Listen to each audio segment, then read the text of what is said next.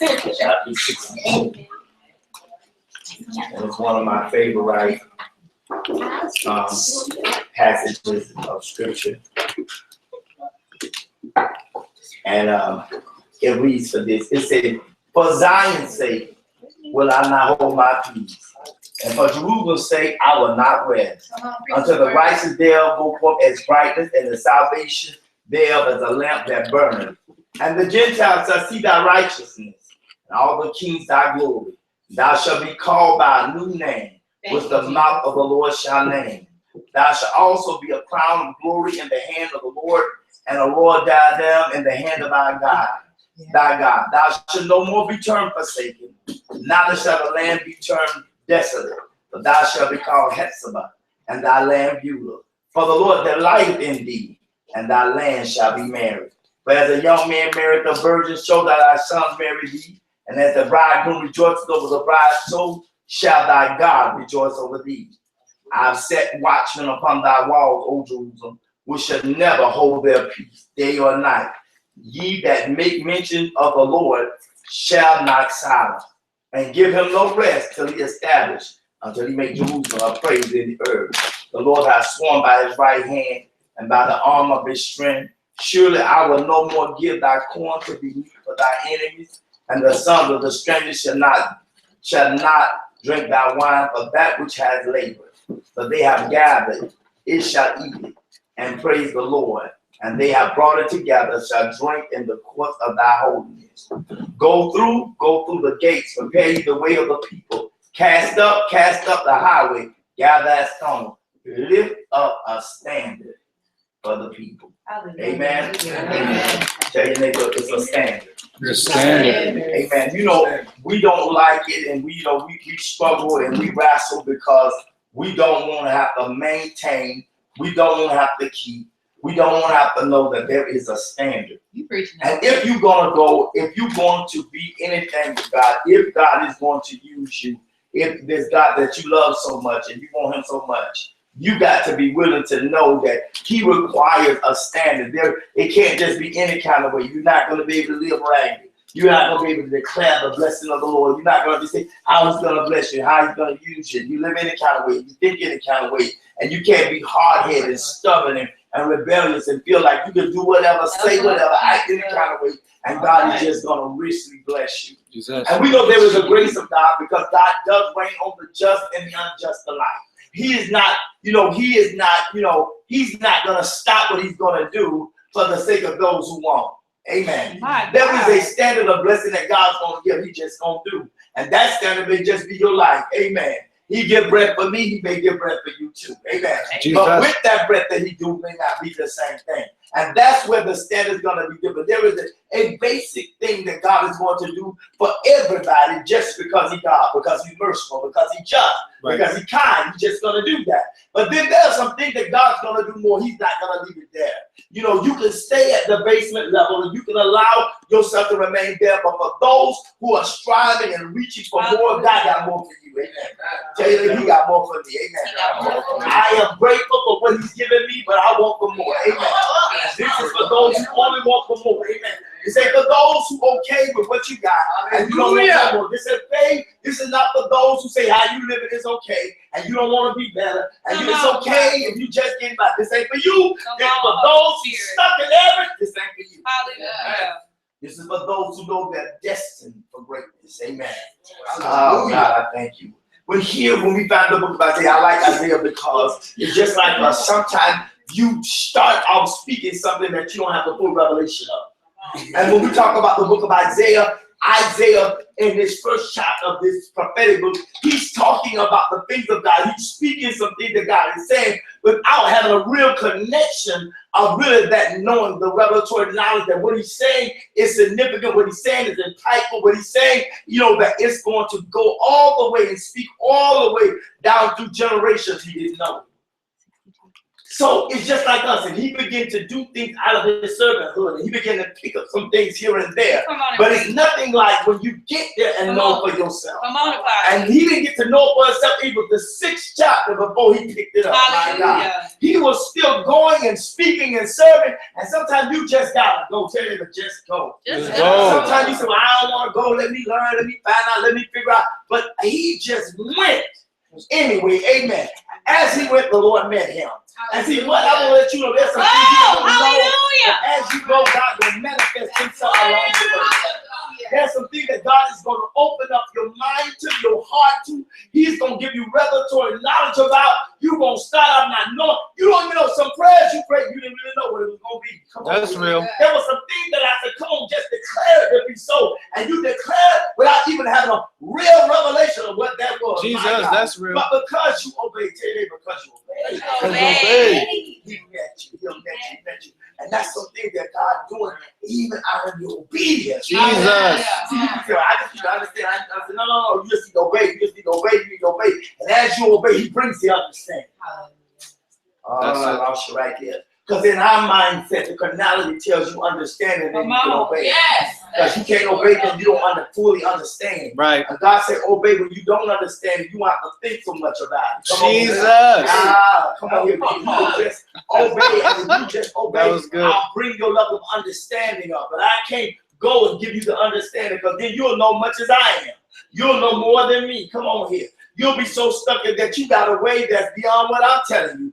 You'll struggle with what I'm saying is the right way if there's a better way. See, you go get a little credit, get a little knowledge, get a little information, and then you'll redesign the destiny of God for your life. You'll reconstruct how God ought to move for you. You'll begin to give him orders instead of taking the order. You'll begin to tell him that ain't right here. You ought to go left here. Come on here. That's why your prayers are offhanded. That's why we don't took over the prayer. We're not praying God. Let thy will be done. We don't pray that no more, God. Let thy will be done on earth as it is in heaven. We don't have a prayer like that. It ain't thy will. It's God. This is my will, and this is what I want, and this is what I need you to do. We don't run away from let thy will be done, God. We don't let your kingdom come. We said, I'm building a kingdom. I don't want your kingdom. I'm too busy. I can kind of go in my own kingdom. I can't get no help tonight. The struggles and the challenges that you so building, building your kingdom that you cannot submit to his. Oh God, you so busy wanting your way to his way don't matter. We're gonna have to change our course tonight. Amen. So we find here, he goes to chapter 6 and he has a revelation. And he said, I went and I saw the Lord, and he was higher than the ocean, and he was lifted up, and his train filled the temple. My God. He said, but it wasn't until the year King Uzziah died. It wasn't until some things fell off. It wasn't until some things died in my life that I saw the Lord. And there's some things that have to literally go, and some things have to literally die before we really catch the full revelation that the Lord is saying. Before we can see him. Sometimes we can't see him because of our situation. Right. Sometimes when everything is paid and everything is okay, it's hard to see God moving. Because I did this for myself. Come on now. When you have done it and you've been able to maintain it, it's hard to see that that's God. Come on here, somebody. You look and say, it's me. But God said, no, it's Jesus. My God. Yeah. It's hard to see him. And so I don't know if you've been there. I don't know if you've been there. I don't know if you've been there before where you can't see him. Where you've been in a place and you can't see him. Come on. Where you've been there and say, I can't see him. Come on here. Where you've been so busy in your life and you struggle so it was hard for you to see the Lord. I don't know. I've been there where it's hard to see God because I worked and my check comes to bills, and I thank God for giving me the strength, but I worked them 60 hours and it was all right. And I felt the Lord moving. But I didn't see him as the provision. That's real. Yeah. I felt like I was the vessel he used to bring what I needed. Jesus. Come on now, that's true. See, when I really got a real revelation, he said, I'm not just your provider. I'm the provision itself. And I had to look differently because I was saying, you know what? And there were times I said, well, I am the provider and you just did the provision. You used me as the conduit to bring the blessing. Jesus. I know you won't be able to do something like that. Because my feet are still swollen when I was walking 60 hours. Come on.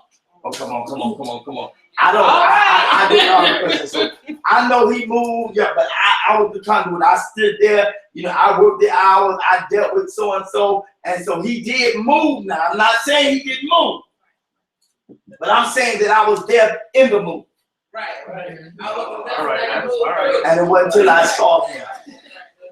And the Bible said, in the year King of the I saw the Lord, he was high and lifted up in the chamber of the temple. It wasn't until I had a revelation of him. It wasn't until he moved. And after I saw him move, then my whole perspective began to change. And that's what happened to Isaiah. Things didn't begin to change him until he had that encounter.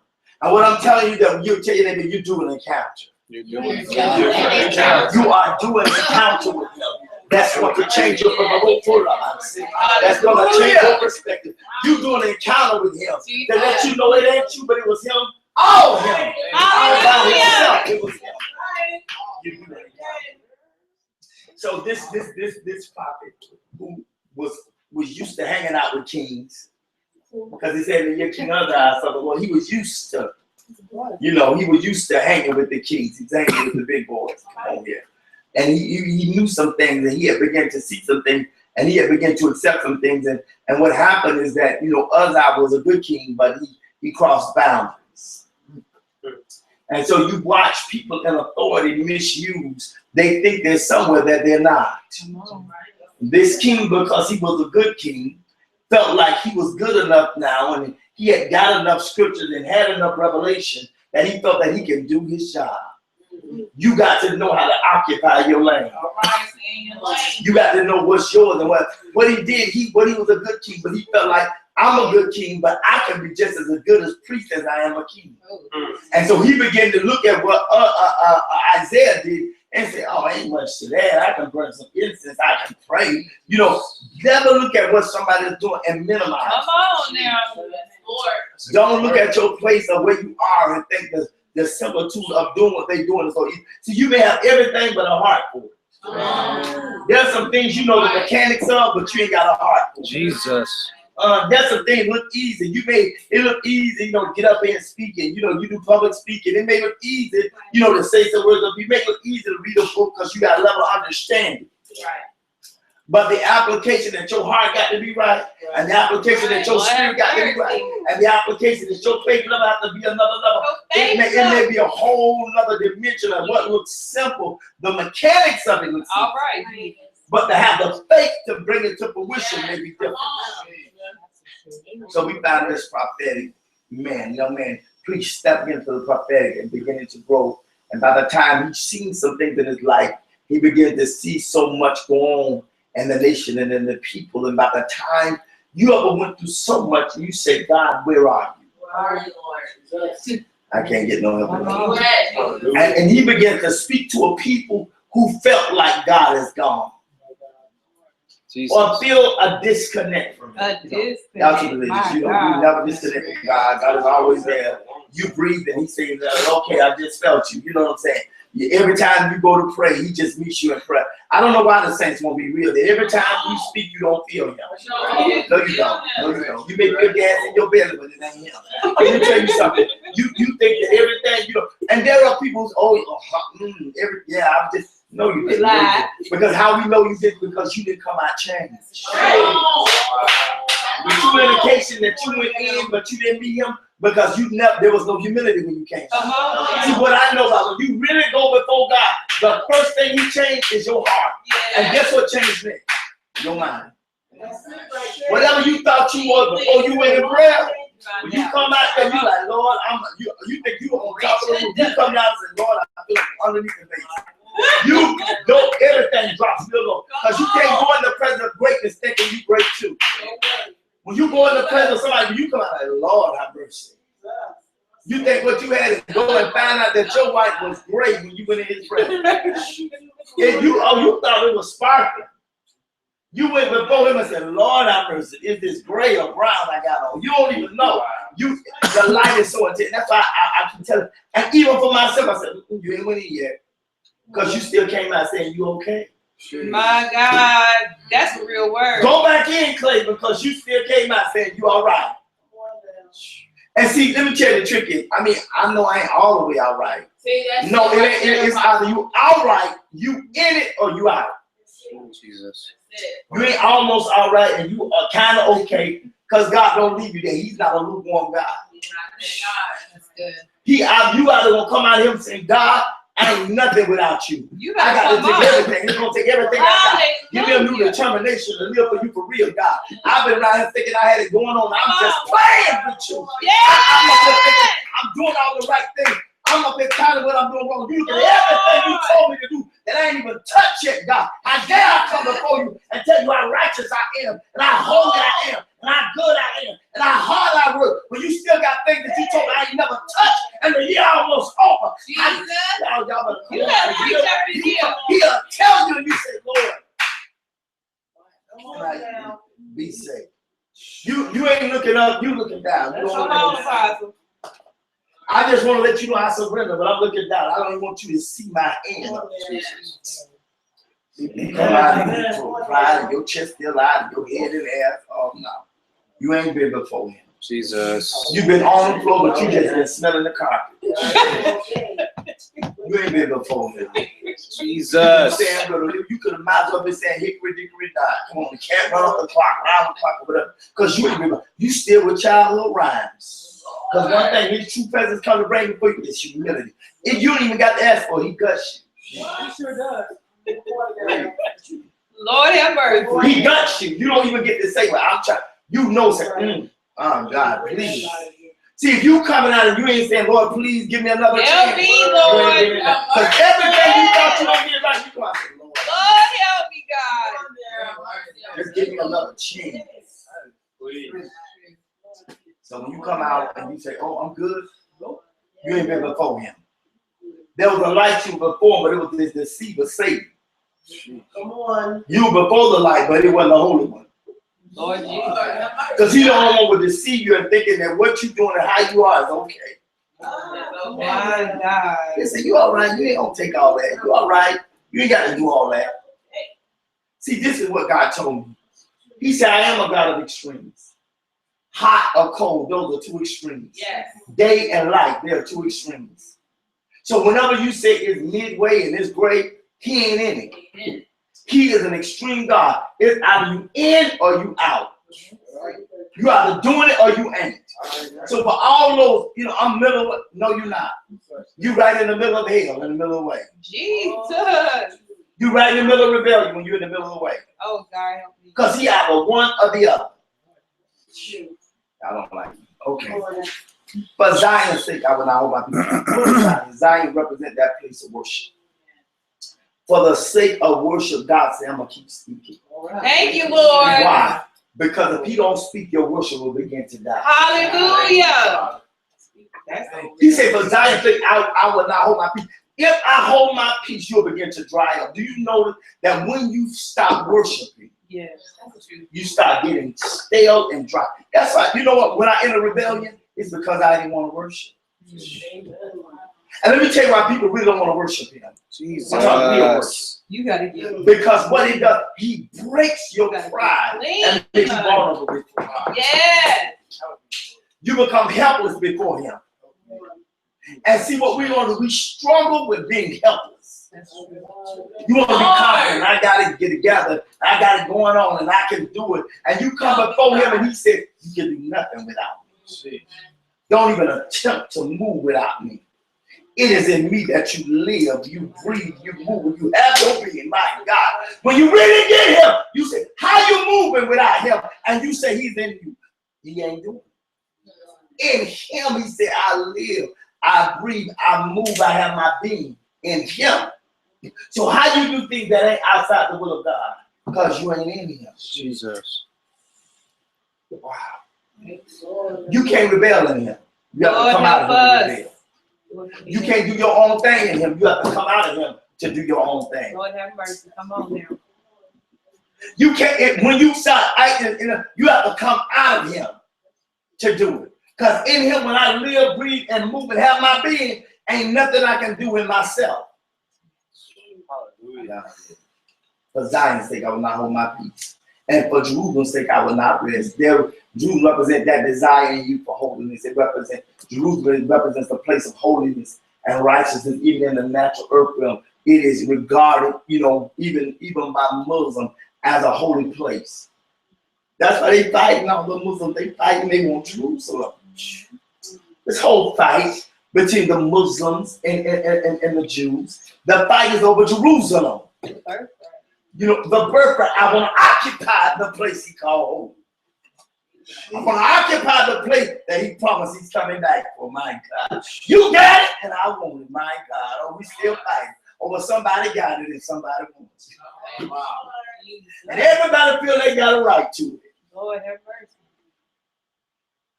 He said, I will not rest. He said, for the sake of being holy, I'm not going to rest. And that's what God didn't tell me. He said, you think we rest at being all right, and we won't pursue being holy. Well, I ain't doing this, and I ain't doing that, and I ain't doing this, and so I'm good. But God said, you're not holy, though.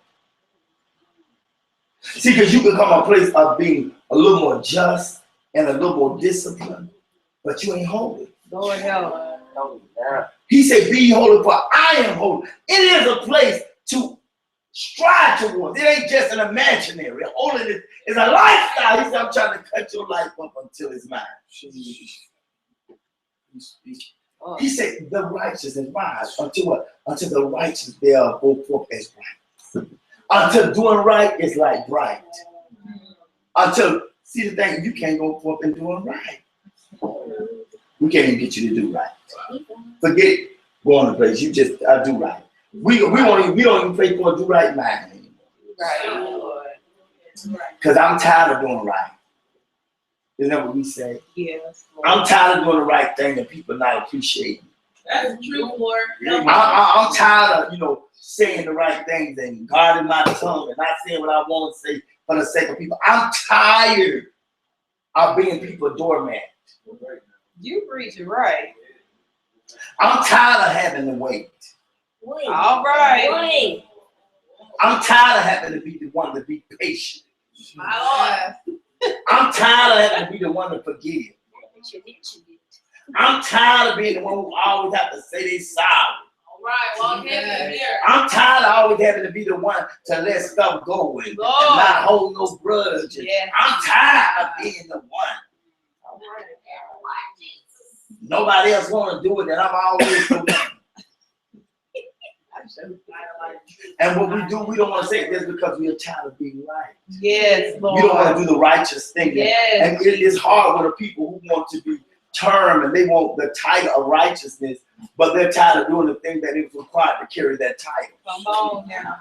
See, we want to carry a title without having to carry the character. Come on, Jesus. Help me. I want to be right, but I don't have to do right. All right. Oh, God. Yeah. Praise He said, but it's got to go for as bright, and the salvation, there is a lamp that burneth. Your salvation should be burning. He says he's a consuming fire that don't ever go out. But when the last thing he burnt away? I said, Lord, there's some things should already be consumed by the fire. Lord. And if you struggle with some years, that means you never got it close to the fire. Or the dim of God is so little in you that all he can burn away is the splinters on the lawn. It's never really consuming the big things in your life that get in your way of holiness and righteousness. It's not consuming those things. After a while, the log should be repositioned somewhere that it should consume it. Okay, it didn't start up no big bonfire, but just the fire of God. It never went up. There was no praise. That's why it never come. It never ignited anymore. You never had a praise. You never had a worship because you refused to come out your comfort zone. You refused to give God. You refused to do something to get something when we keep doing the same thing and looking for different results. That's insanity. Oh, God help us. We want more of Him, but we won't give more of Him. Come on. We won't submit to more of Him. We won't give to more of Him. But we want to say we got more of Him. You're lying. You can't have more of Him and you won't submit. Come on. You won't. You won't. It's a lie. It's a deception. Amen. Lord, I know. Yeah. He said, and the Gentiles shall see that. Right. See, the world don't even see your righteousness. They see you quoting scripture, they see you going to church, but they still don't see you as doing the right thing. And this is the world. He said the world. God said, I'm going to give such a revelation to you that the world going to look and say, listen, I want to do the right thing. Hallelujah.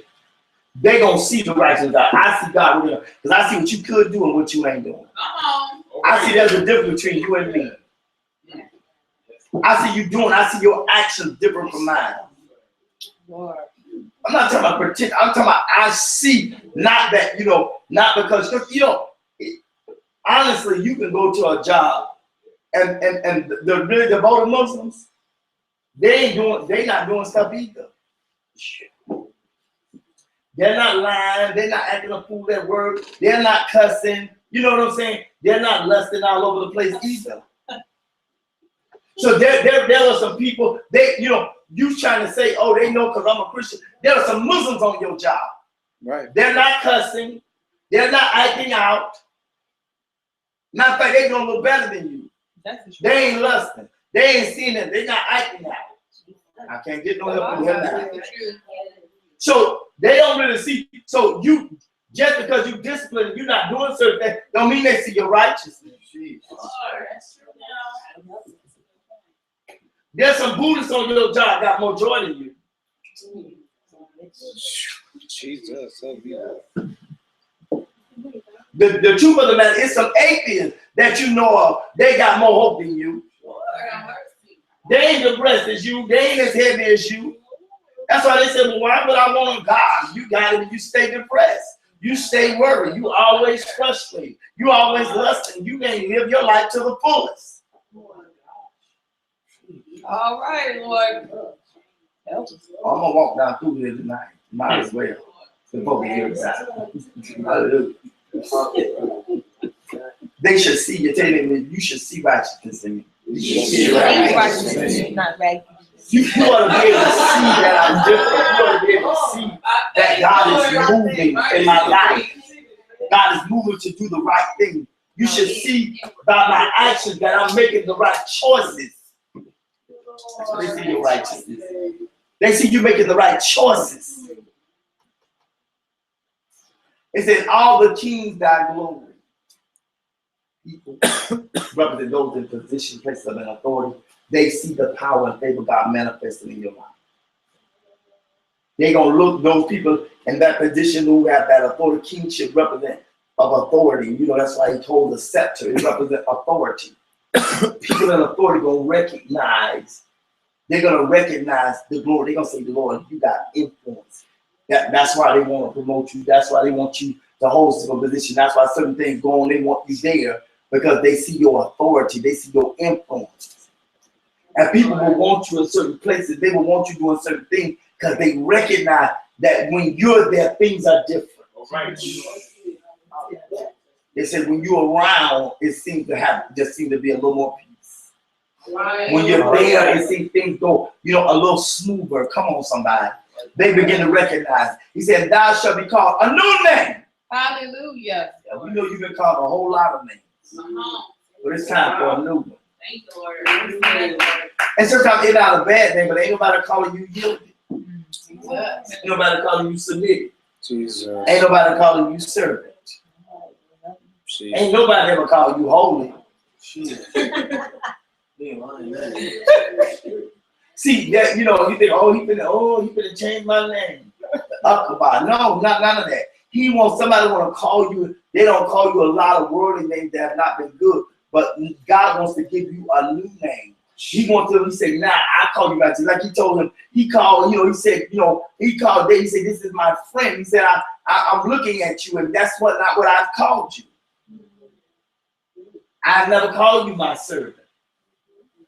You're not submitted. You're not my son. You're not allowed me.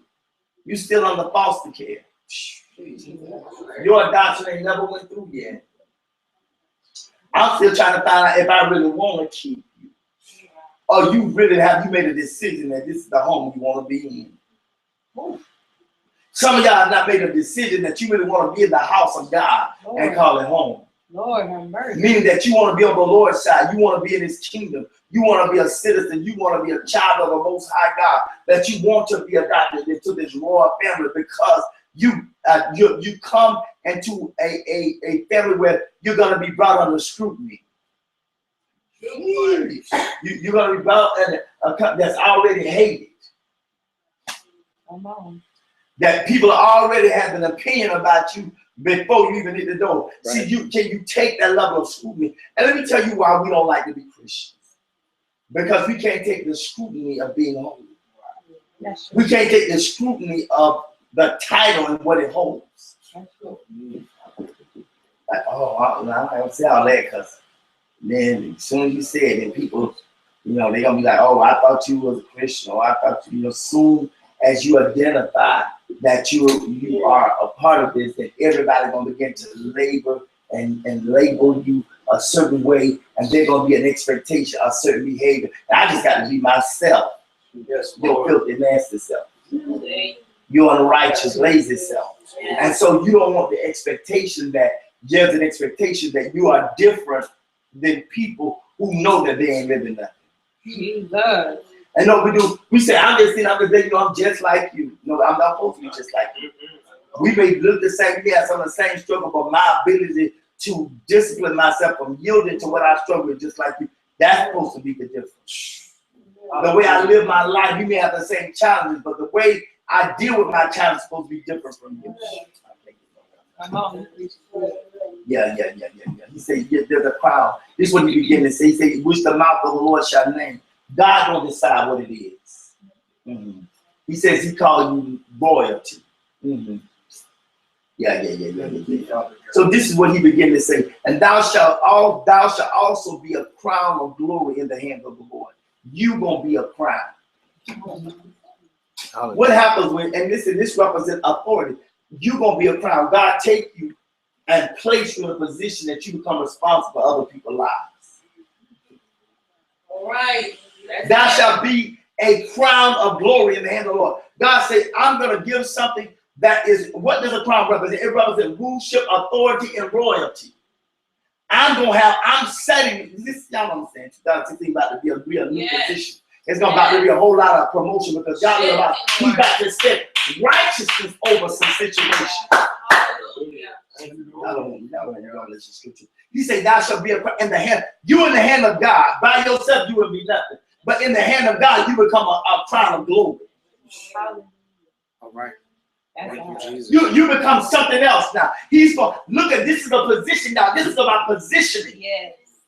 God, I thank you. Yes, Lord. You got to open the door. See, you missing it. He's about to play. Can I trust you to put you over people and over situations? Can I trust you in a place of authority that you will rule royally? That you can be submitted. And see, the reality is some of you can't be trusted. Can't with authority. Come on, that's real. You can't handle the first thing when you look at who you under, you get dealing with intimidation. You start dealing with, you want to befriend and you don't want to rise, you want to be a peer, you don't want to be over, you don't want to seem like I don't act like you are. Come on, Apostle. You better come on down. And God said, but I'm crowning you over this people. And what God is about to do in 2016, he's about to crown, he's about to set you, place you. See, you didn't get to be put over anything. God placed you. See, that's why I tell people, when God put you up, can't nobody put you down. Say, promotion don't come from the north, south, east, and west, but it comes from God. And when God takes you and place you as a crown or as a crown, when he placed you as a place of authority, they can do what they want. They can plot all day. They can plot all night. Your direct man, everybody can hate you, but they can't move. It don't matter. I know I'm a witness. I live that in corporate America. It don't matter. You don't like it. You don't like it. It don't matter. Because he placed me here. I said, tell my boss. I said, you know what? I said, you ain't high me. You can't find me. He said, Clayton, get out. Just leave the building. I ain't going nowhere. You'd be arguing. I'm telling you that Dave Avante. But I knew the Lord placed me there. And then we used to be going back and forth. But the Lord, I knew the Lord placed me there. And he knew the Lord placed me there. He said, I know God sent you here for me. I said, I'll sure be glad when the assignment is over. That devil is him. He would jump on his desk and scream at me at the top of his lungs. And I would be so mad. You know, people, they would be like, oh my God. And then, you know, people would laugh because he wouldn't go off on nobody like he would go off on me. I mean, he would flip. All of the district meetings, he would come and just flip out on me. One little thing I did. See, Clayton, that's what I'm talking about. I'd be screaming. I'd be like, okay now.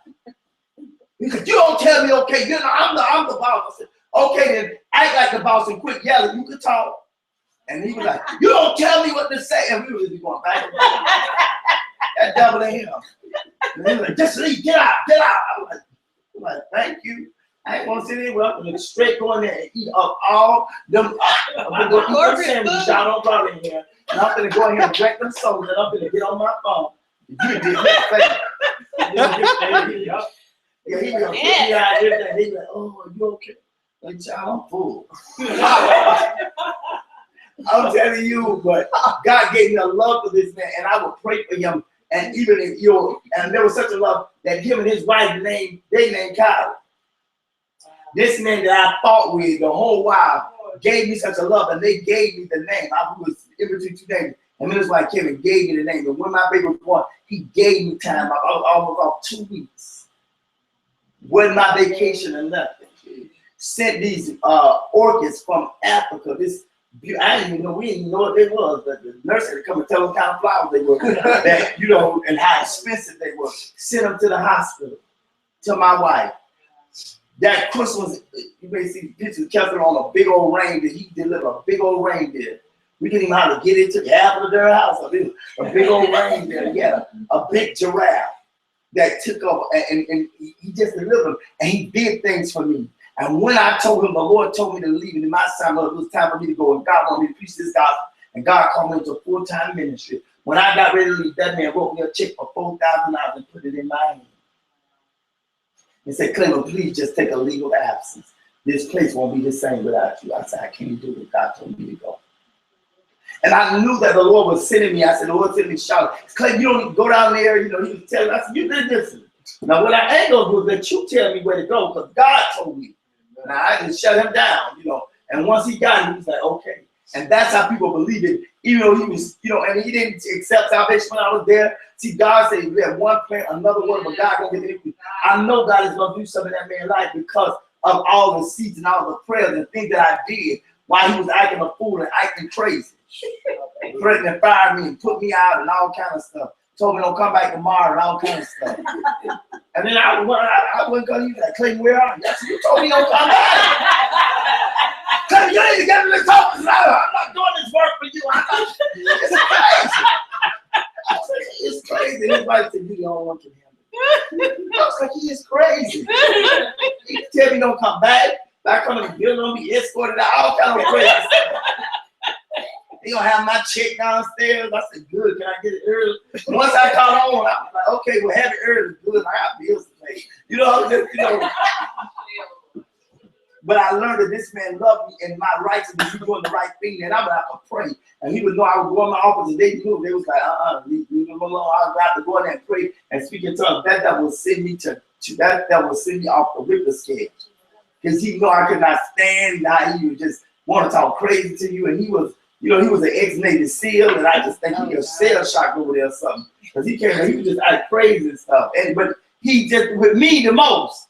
And sometimes, what you understand, sometimes you're the target. Because that same one person, you feel like I was attacking, they're going to be the conduit. They're going to be the one that God going to use to bless you the most.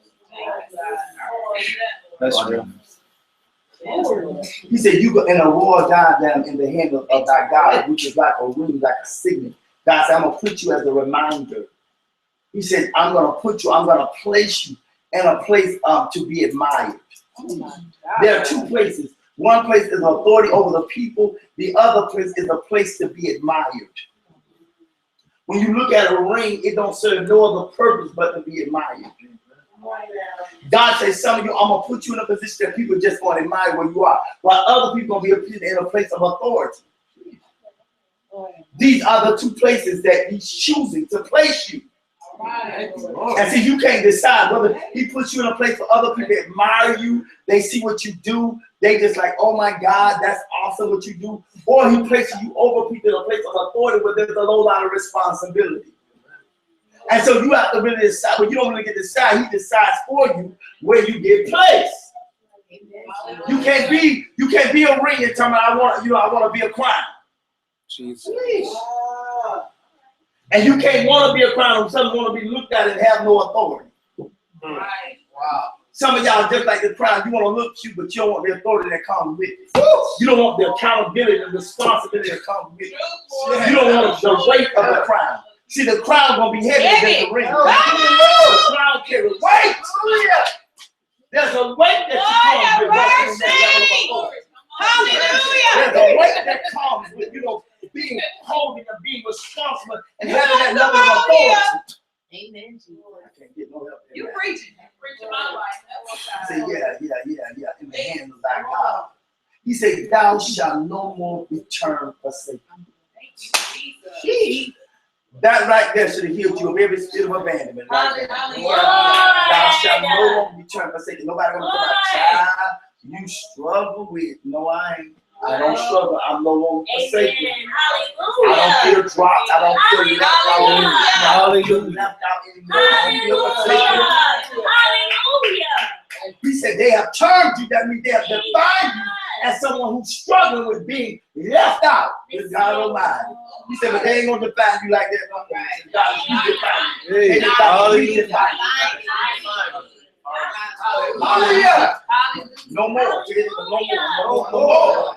Hallelujah. I'm not gonna feel forsaken. Hallelujah. I'm left out. I'm not gonna feel Hey. you don't went on big. Glory. Hallelujah. I've been forgot about. I'm not gonna feel like he's not gonna do it. I'm not gonna feel like he's not gonna show up. I'm not gonna feel that I'm gonna be abandoned in the middle.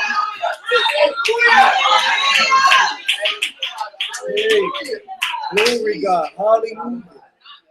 No more. Hallelujah. And neither shall thy land anymore be turned desolate. Hallelujah. Everything you plant, nothing don't come out. Lord have mercy. Your seeds are fake, saying nothing coming out. Lord have mercy. I ain't talking to nobody. Come on, Jesus. You don't plant stuff and say nothing ever come out what I plant. I don't sow seeds of faith and see like there's nothing come. I never get the crop from what I plant. My God. I can't get no help in here. He said, neither shall thy land be turned desolate. He said, nobody ever gonna say that what you do is unproductive. He said, you're not gonna look at your land and what you're doing and it's desolate. It's unproductive. Thank you, Jesus. I don't know if you ever been there. You said, Lord, all I'm doing is seem like there's nothing coming.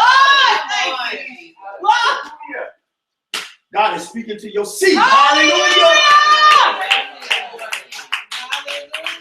Lord, I give you praise. He's speaking to the seed. He's telling the land you won't dry up. My God. The land is going to be forced to push the seed to be productive. That's why he's speaking to the land. Because there ain't nothing wrong with your seed. Something wrong with the land that you've been planted in.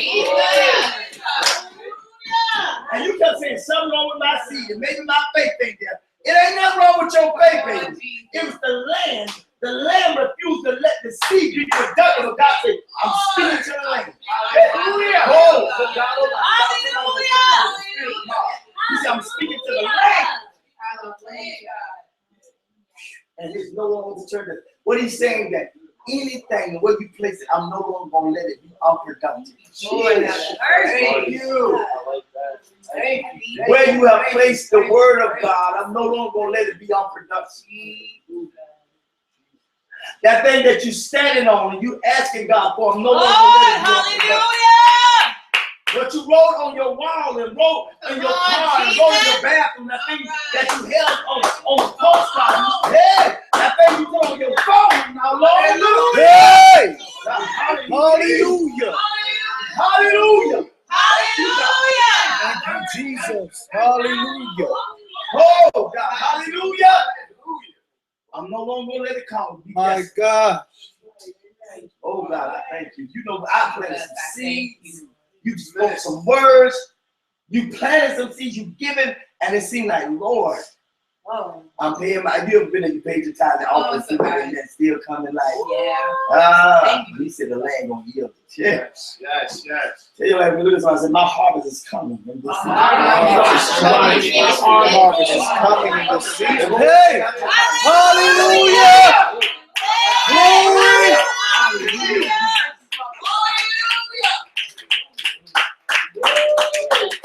Jesus! Oh my God, Lord. Oh, bless my soul. Jesus. Thank you. My God, He hallelujah. said, but thou shalt be called handsome, and thy land beauty. And handsome means no longer forsaken, meaning that God is representing a place of productivity. And he said, your land Beulah. You know, they say, oh, Beulah land. The old Beulah land. It talked about this land, this place of productivity. And what God said, I'm changing the way your life is about to live. God Almighty. What you've been called, and when they look at somebody who ain't had, and they're going to look at somebody and say, yeah, you're a prophet. I see the prosperity. I see your life changing. Whether you be the crown or whether you be the ring, you got to be looked at differently. My God, people going to have to look at you as something that holds value. You're going to be as something that looked at as productive, my God. Oh, my God. He said when they look at you, they're going to have to look at you differently. They're going to have to look at you and they're going to see the value of you as big. He said the value, when I look at you, the value of who you are is going to change right before their eyes. And that's what we struggle with. Do people see yes value? Do they see my value, what I'm doing, what I'm giving, what I'm doing? Do they see it worth anything? Come on, maybe you look at yourself and say, God, there's value to my life and what I'm doing, and what I'm attempting, and I'm trying, and I'm sowing, and I'm looking at my life, and I'm still not seeing the value of the work that I thought I was going to see out of it. But heaven. Come on, Beulah. Come on here. Because see, God don't just want to speak to you. He want to speak to what you've been sowing and speaking into as well. Because he said, not only is you going to have to see that you're productive, you got to see what you do as productive. You can't just, because see, you can see yourself doing it. But then if things don't change and what you're doing don't change to be something different, you'll fall back into that old mindset again and find yourself struggling again with your value and your worth. That's real. That's the truth. So he said, I'm bringing value back to your worth. As I change how you see yourself, I am also changing the value of what you do. Turn that heat off. He's off. I'm on fire too, man. Thank you for being that power. He said, for the Lord delight. When are you going to be able to say, the Lord delight? The reason why God can't delight in you, you too busy trying to be delighted. You too busy trying to look at what's going to make you happy, what's going to thrill you, that you ain't thrilling God. I can lay sideways in here now. He said, God said, I want those. When you say God is delighting in me. He said, I want to take delight in you. And he said, then he gonna say, thy land shall be what? Married. I said, no, married. Mean finally what you're sowing into and the land are going to be productive. And that's what happened when you marry. If you produce a seed, from that seed, life come up out of it. It produces a harvest. So God said, that's what I'm going to do. I'm going to take what you do and the land. Now they're going to be married because they wasn't connected. What you were speaking and what you were sowing into, they weren't married. They wasn't connected. He said, but now it's going to be married, meaning it's got to be productive because there's a commitment to it.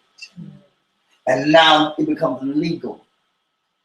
It becomes binding because God now has spoken to your land and said, now land. So now it's binding to the word of the Lord. And now it has no other choice but to produce. And I don't know about you, you keep looking and we keep trying to measure our productivity. That's true. Trying to measure, am I doing enough or not enough? I'm doing Right. How do I measure? How do I know I got enough? How do it become productive? That's real. How do you measure productivity? Because there's some things you did a little bit of and it just blew up. And then there's things you did a whole lot to and nothing happened for. So you still trying to measure what works. There's some things you barely had faith from and God did it.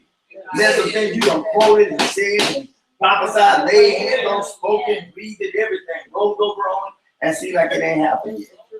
Because you didn't wait long enough for him to marry the lady. You didn't wait long enough for God to speak to what you were seeding into to be productive. And many times we move on and we want to plant in another ground and we go somewhere else. That's looking it. for other place to be productive. When God is saying, if you just stay there and let me speak to it, I'm speaking to it. Give it time to yield what I'm speaking. We're so impatient that we can't. I can't hold on long enough because I want it right now. Jesus. I can't hold on long enough because it's taking God too long. God, when you just gonna show up and do it? I mean, there are people who ain't even asking you like I'm asking you. You ain't even got a teaspoon of faith in God. You do it for them.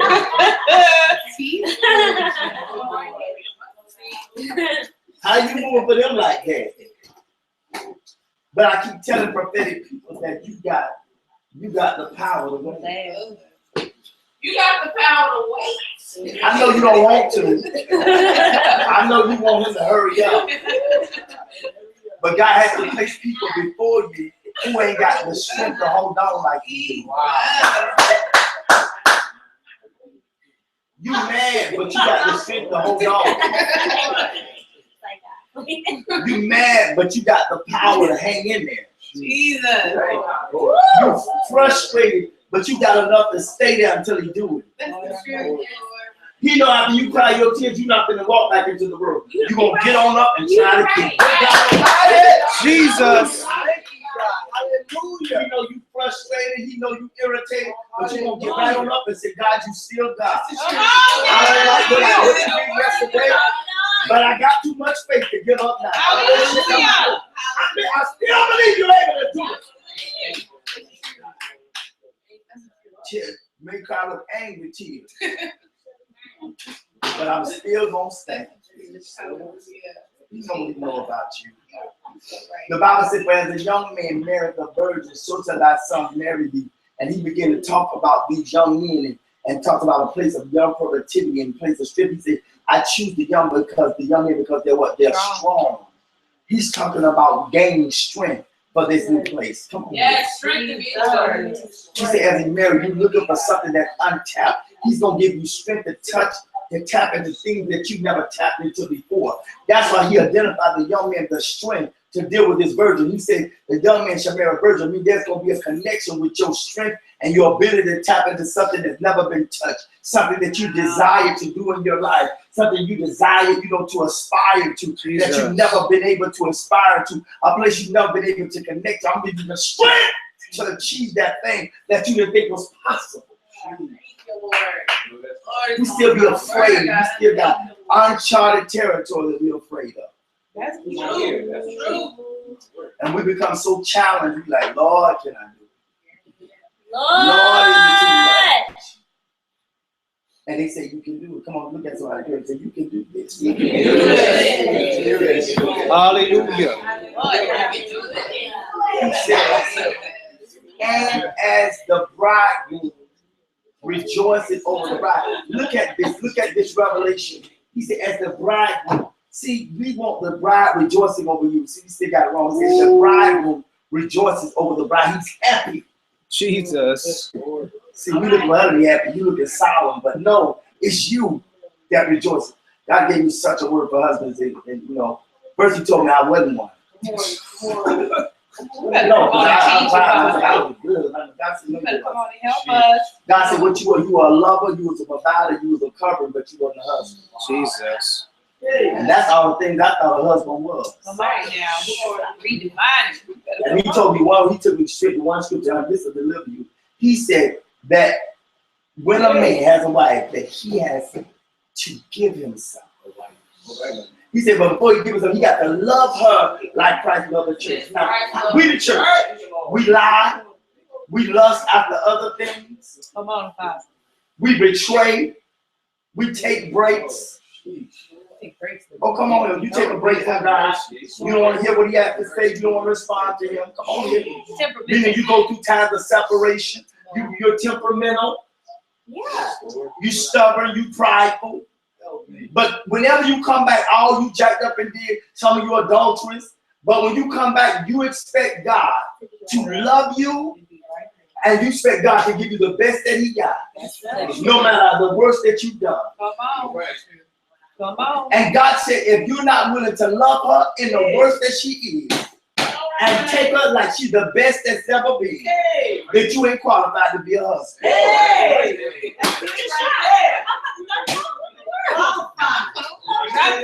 He said, so wait. He said, so this is what God gonna do to clean up all of that. God told me your wife. He ain't told you can't take me at my words. You know what? He ain't told you if you can't take her back after she done walk away. Because that's what we do. We walk away from God. But when you come back, you still there believing. You believe that you're gonna be what he called you to be. Lord, hallelujah. That's it right there. That see people go, yeah, you a man, but you ain't a husband. There's a difference between being a man and being a husband. But that make you no husband. See, a man can take care of himself, but it takes a husband to take care of a wife. Wow. Right. Wow. All right, now that's true. But we turn husband as if I'm able to have sex with you, I'm able to go and keep 40 hours a week. I'm able, to pray for you, lay hands on you every night, and I'm husband. See, those are the natural aspects of being a husband. Until you're able to be spiritually a husband and able to get, that's when you're a husband. I say, amen, God. Amen. Right. That's real. You're right. And he said, this is what we supposed to aspire to be. And that's why I tell people, you don't hear me running around. Oh, so and so. God said, I'm careful with that because it requires so much when you put your word out there and when you put God's name on it. See, one thing about God, you can't throw his name around and you can't interchange it like you do the clothes that you wear. When you put God's name on, there is a maturity, that God says, I expect you. Let me tell you something. You know the weight is on. The weight is never on the woman. It's on the one whoever God spoke to. I can't expect you to say, God say, God say, God say. If I say, God say, I can't expect you to believe just because God told me. Oh, yes. One thing Mrs. McKinney said, she blessed my daughter one time. We were in the kitchen downstairs. I'll never forget it. And we were talking about this man of God for my daughter, and she was like, I don't love him. And she was crying, and she was like, I don't want to be him because I don't love him. I just don't love him. I don't want to be him. I don't love him. And she said, she looked at her and she said, listen, baby, God never required you to love him. God told you to stop.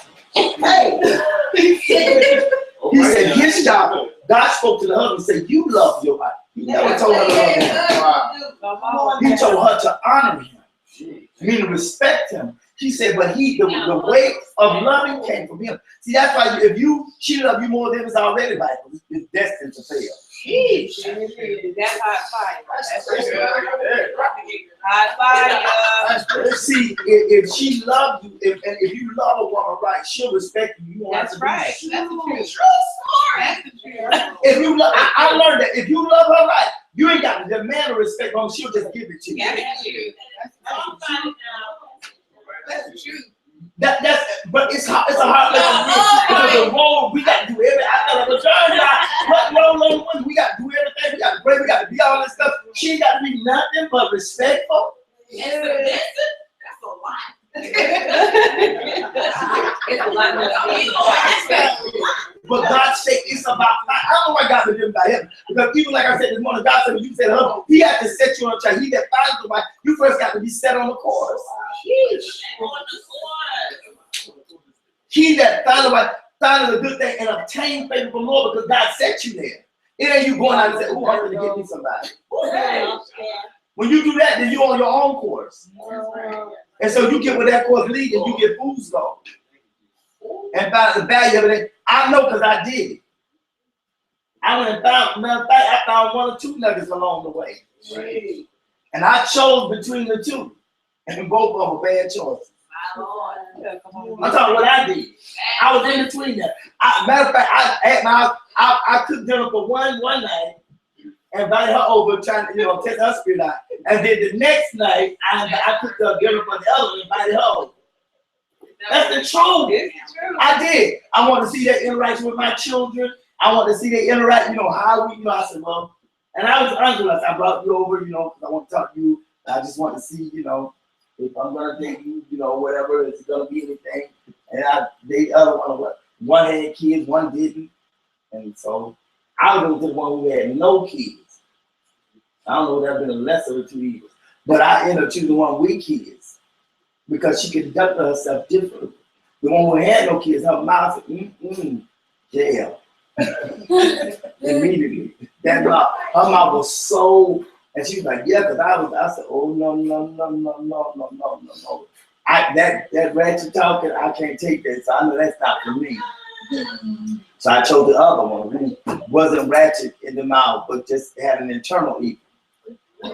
See, sometimes you think that one, you better trust that who can show you who they are instead of the one who hiding who they are. Right. You better respect that one. At least you know what you're going to deal with because they honest. But that one who hiding who they are, that's what you better watch out for. That's what they're. Right.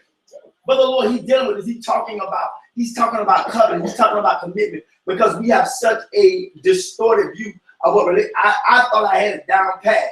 That's why I've been waiting to write my book about relationship because He said, no, I couldn't let you write because you still had it wrong. Sheesh. He said, you still had it wrong. Many of us, we're looking for somebody, but we're not looking to be a husband. And the truth of the matter, you're not looking for a wife, you're looking for a sex partner. All right, she's a devil. You're not looking for a wife. You're looking for somebody you can be on top of every night. That's what you're not looking for nobody you can build the kingdom with. You're not looking for nobody who you can grow with emotionally and grow with, intellectually. You're not looking for nobody who you can go and challenge the world and take the world. You're not looking for that. And sometimes you have to be honest enough and say, God, I'm looking for a sex partner that I want to turn a wife. That's good. And God said, you got to be honest because then you find what you're looking for. I was for a sex partner and I got one. But when the sex over, what you going to deal with? Sheesh. Because still you live more time out of bed than you do in the bed.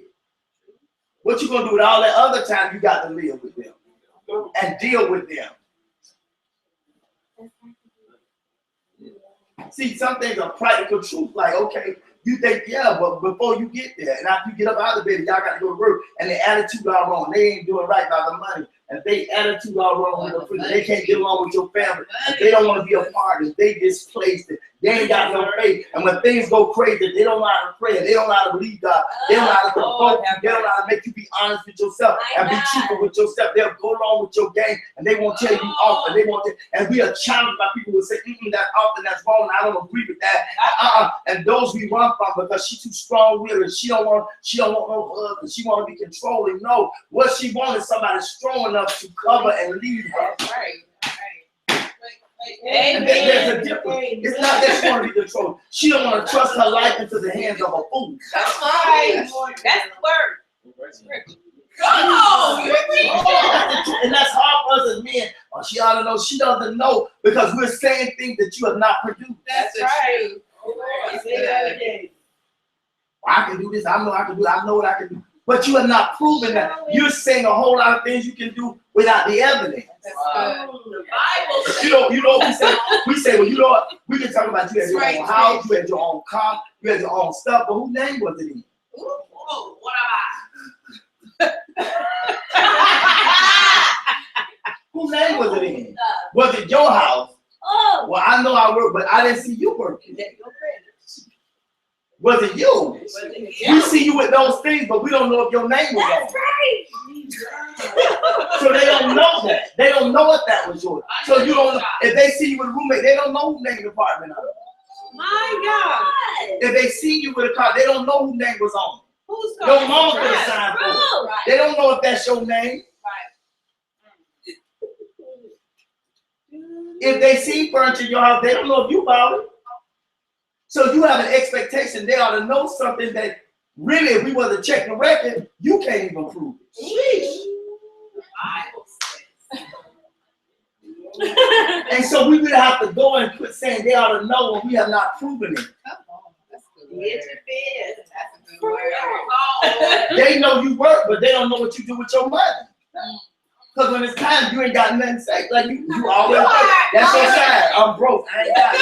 So how do they know that you gonna have time? You gonna have money for their nails because you broke being single. How you gonna have money for your nails? Jesus! You gotta preach. Maintenance fee. Okay. In the Bible. How do they know that?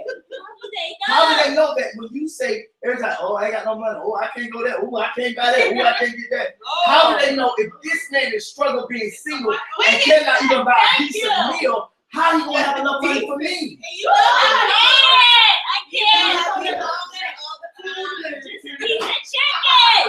That's a hard truth, but it's true. Like if you don't know that and and I hear you as a single, all you talk about how broke you are, how you never got no money, how you gonna have the cheapest. How is somebody who is starting to marry you gonna believe that you're gonna be lucrative enough to get her hair done? You gonna be lucrative enough to get her nails done? That you gonna be lucrative? You gonna have her in there with the dollar store. You better preach, Daddy. No, I'm being real, and I have to examine myself. Because you gonna be going up in the dollar store. I don't let them dollar store $10. All right, Colton. You gonna want me to have that because that's your attitude. Everything you get gotta be $1, it gotta be $2. You ain't never got no money. We can't eat that. And if you feel that way about yourself and you single, how can I look and say 2 children with you? No, you are preaching. Don't want me. How do I look at you and say a $400,000 house with you? Come on. Yeah. How do I look at you and say a Volvo station wagon with you? See, that's real. See, we get upset. But that's real talk. Like, if all out of my mouth is I'm broken, I never got enough, and I don't like it, I'm always tired. Right. If you tired every day of your 9 to 5, and you ain't even working no extra hours, what are you gonna do when you come home? If you ain't gonna help me with no kids? I'm so shocked. You're not gonna come home and help with no kids, because you come home now and you wanna go to bed. You come home now and you wanna sleep. You come home now and you ain't fixing no dinner. You ain't helping out. It ain't your first notion to clean up. You don't care what the house is like, but you want to let it clean. Everything got to be organized. And if we go work and you come home and both of us sleep, we both gonna fix that. Come on and preach this word. You helping all of us. That's real. So how do I look at you and say we're gonna live in a clean house? Amen. Oh, what are you doing? Oh, I'm asleep. I'm so tired. Just went to work. When you tired and you sat at a desk. Ain't doing nothing. I know it's mentally draining, but how you gonna have the strength that you want a baby? Hallelujah. And you want to be entertained.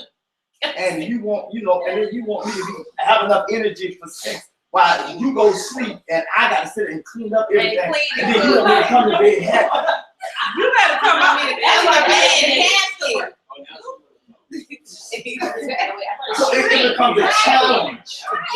It becomes a challenge of what we want. And this is what God is doing. He said, look at your life through realistic lenses. Realistic, Lord, help us.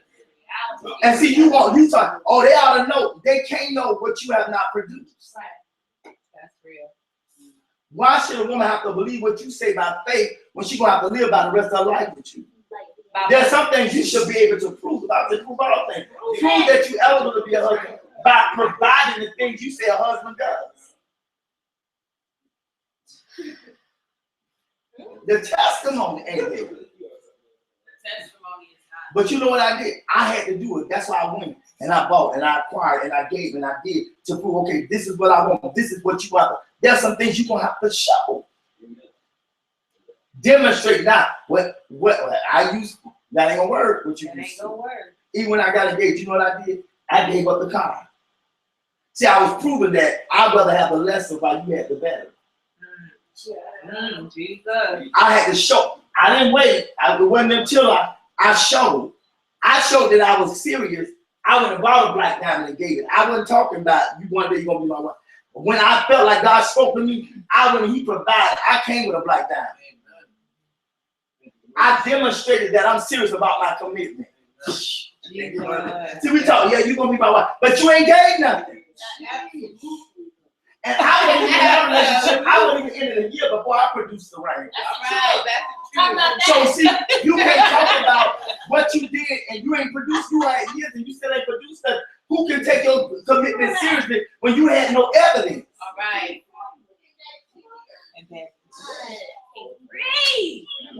Y'all don't like me tonight.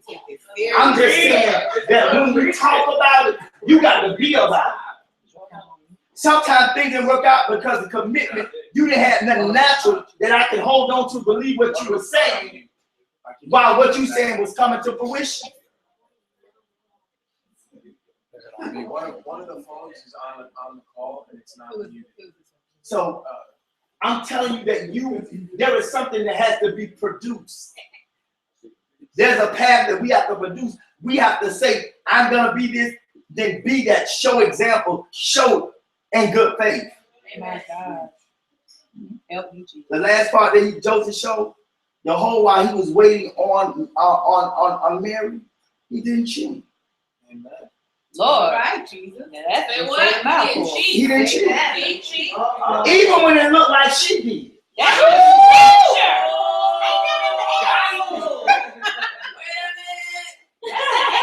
the Bible said Mary came and but he was, even when he did, he said, I wasn't gonna go tell everybody. He said, I'm gonna put away privately. He wasn't gonna even make no public spectacle. He went, oh, you know she cheated, I'm down with her. The Bible said he never did it, he gonna do it privately. But the Holy Ghost came, and when it seemed like she cheated, he didn't run and get another Mary. He didn't run and get another Mary. Because he was a husband. Jesus. He didn't run and get another Mary. He still married the girl carrying somebody else's seed. It can be somebody else's seed.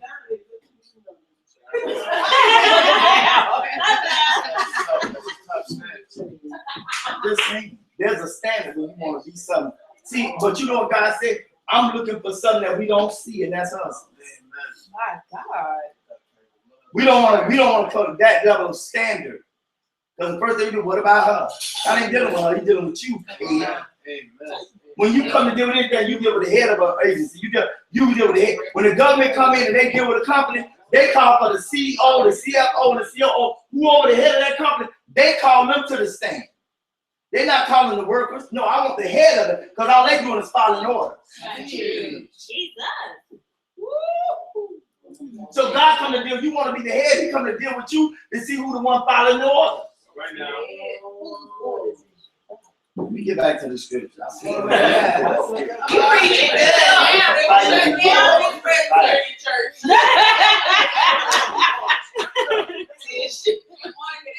But let me tell you, this word for me too, God. I'm telling you, he's been ripping me open. He's been ripping. I told God, I said, good God Almighty. God was like, oh, I'm coming back to my soul, Lord. God said, don't tell me that right now. God, because that's what I said I'm gonna be in 2016. So he had to tell me that I'm not that. So I don't go into the year with no false sense that I'm already what I need to be. And that's why you can't find nobody of quality. Because you already thinking what you already need to be. And it takes God to show you ain't. That's what my face card. I'm honest enough to say I ain't no husband. And I ain't what I thought I was. And as God showed me, I found out more and more why I ain't married, because come on now, that's true. Everything I found out was wrong with him, I found out more wrong with me.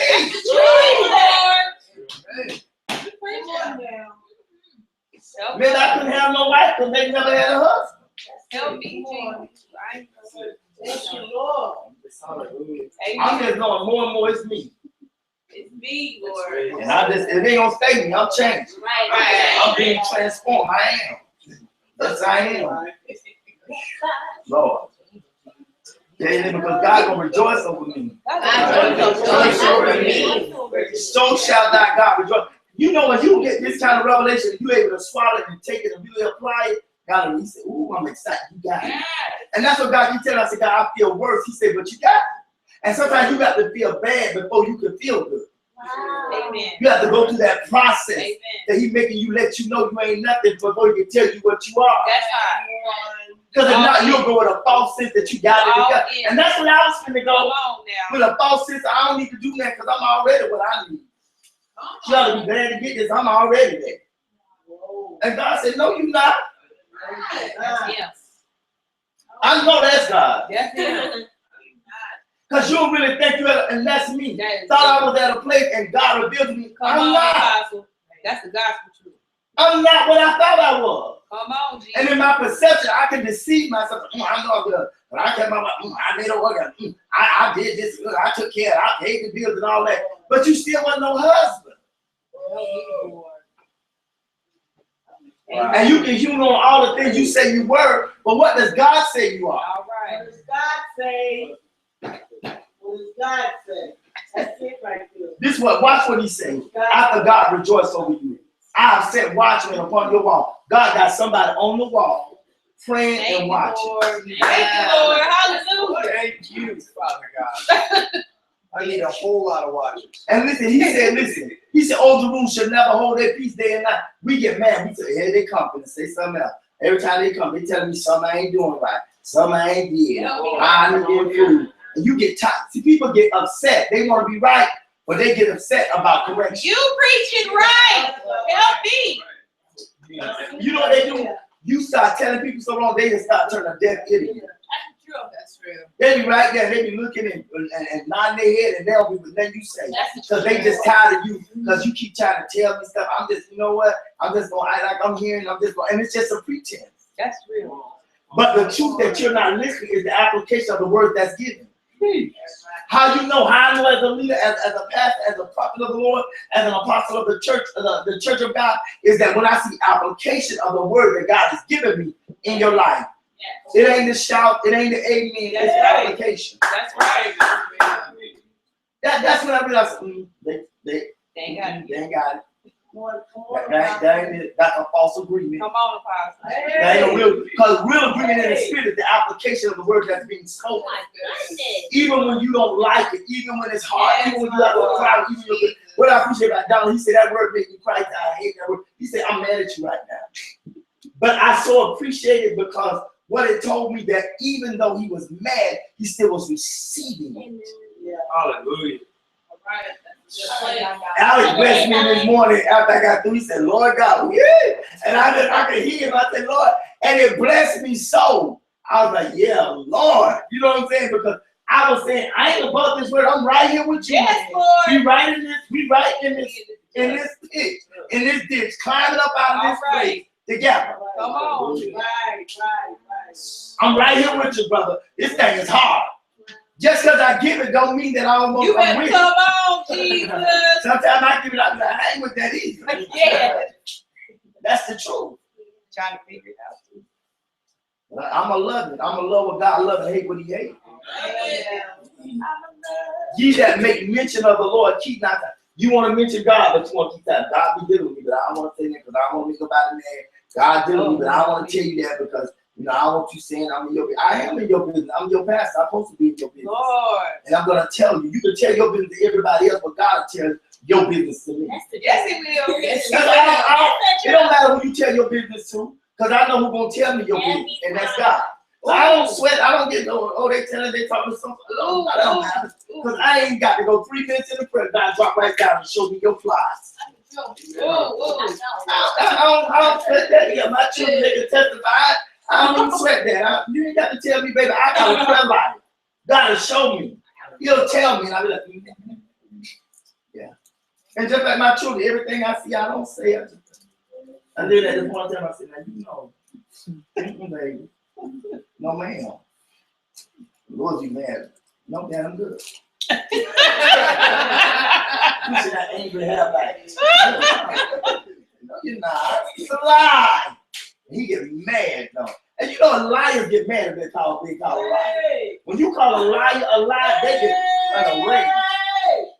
How you gonna be mad about that too? You, I don't know what it ignites them. It's like that person. How did you see me?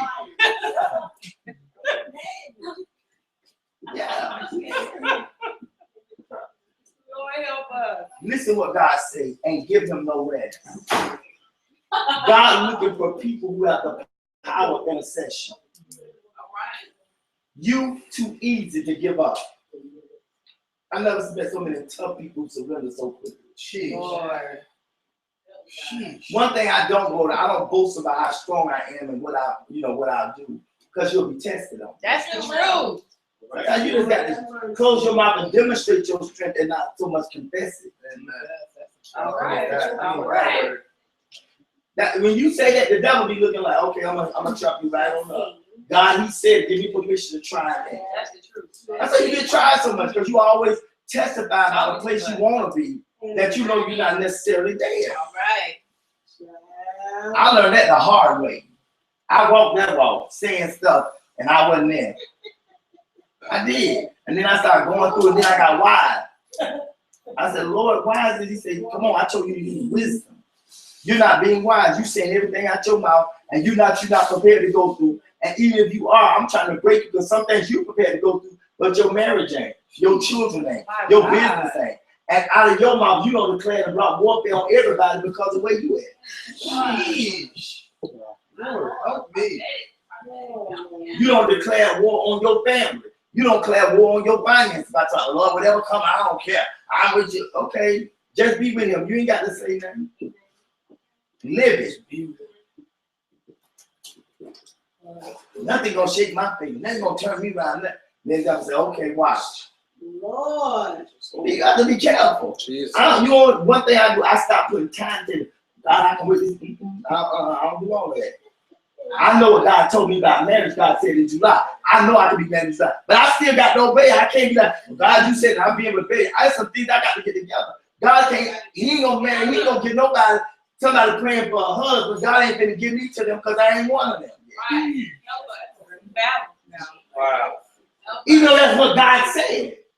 God can't get him something I'm not, or then God will be lying. Right. That's good, right? If somebody praying for a husband, I ain't a husband, all I'm a lover, then God ain't getting them what they wanted. All right. All right. Until he makes Jerusalem a praise, and if God is going to make even your praise of holiness be a praise, you're going to appreciate your holiness. And this determines you're going to you may not like this review today, but you're going to appreciate it. I appreciate it. You may not like what I'm saying, but you know it's going to be. But God, I'm grateful that I really know that I'm not what I was. That's why I tell God that I'm still grateful, because what I thought was holy, what I thought I had together, I realized I don't. Jesus. Thank you for Jesus. letting me live a real life, taking me out of fantasy and putting me in my reality. Because that was fantasy. I thought I was there and found out that I wasn't. That's painful. That's hard. Yes, it is. It's embarrassing. You think I'm embarrassed to tell you that? You ain't by yourself. I'm embarrassed, but I'd rather be embarrassed on this side than the other. Right. I'd rather sit there and be embarrassed than go through another embarrassing marriage. You really have to really set up and say, devil, you're not gonna make me, because he'll make you human everything on yourself, and you'll feel so bad and guilty, and then you'll miss it all. The Bible said the Lord has sworn by his right hand. Hallelujah. God done swore by this by his right hand. Thank you. And by his arm of strength, surely I will no more give thy corn to be meat to thy. Lord, I thank you. God don't make it. Oh, he said, God don't swear.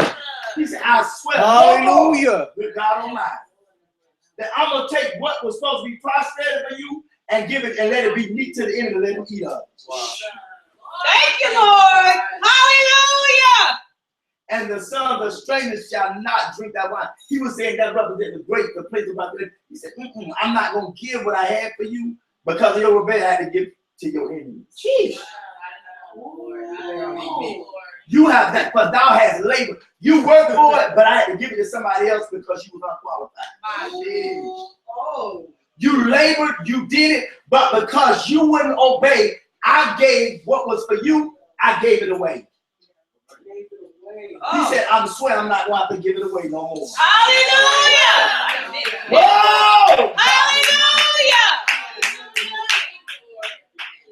Thank you. Woo! God, I bless your high name. Yes. Yes. Listen to Revelation, God said, he said, all that you had, because you didn't handle it right, I gave it to somebody. You don't know why you gave so much away. My God. Because you couldn't handle what you had. You preaching on this church. God, Lord, you gonna help me. But they that have gathered it shall eat. Tell you that what I work for gonna be mine. What I work for is Hallelujah. But they that have gathered it shall eat it. And what they should do, praise God. Thank God he did this. Praise God. He made a way of life. He said, what you got, you still gonna have to labor for it. But you're gonna be able to eat what you labor for. It won't be in vain. It's just not gonna be in vain. Hallelujah. Hallelujah, God. And they that have brought it together shall drink it in the court of my holiness. They that have gathered it together to live in unity.